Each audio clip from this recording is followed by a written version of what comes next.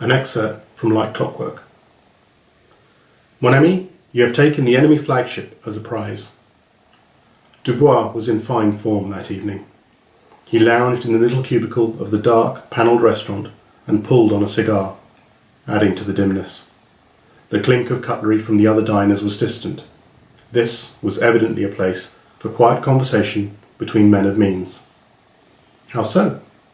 I tried not to take umbrage at his statement. My limited financial resources were a testament to my lack of success in taking ships as prizes. My record of sinking the enemy, in contrast, was something to be proud of. Lady Ariana Greyheart.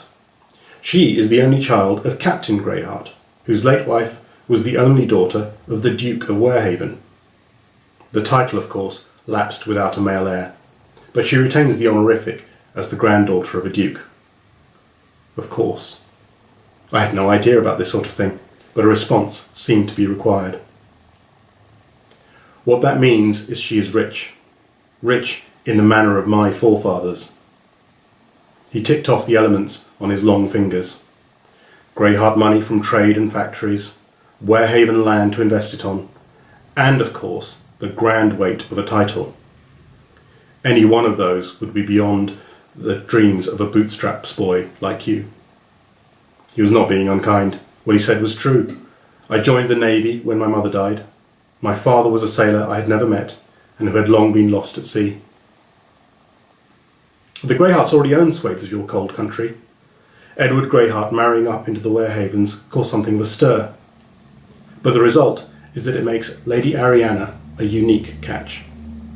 Her arrival in London from Northumbria was eagerly awaited, and all the landless second sons were lined up to woo her. He pointed his cigar at me. Until you came along. I laughed at that. I had no idea of any of this.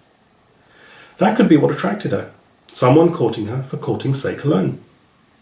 He leaned forward and said in a conspiratorial tone, "The young ladies are, of course, agog with the romance and the scandal, as well as being delighted by the removal from the field of an unbeatable rival." Removal from the field? I laughed again. You forget that I have been at sea all my life.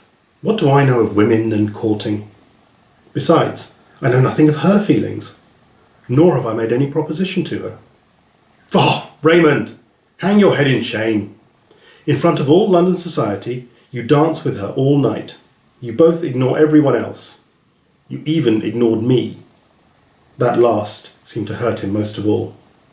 Sparks flew as he stubbed the cigar out angrily. And yet, you sit there and claim to have made no proposal. He gripped my arm, fingers like iron. You may escape to sea again and come home to marry the daughter of a baker or a spice merchant.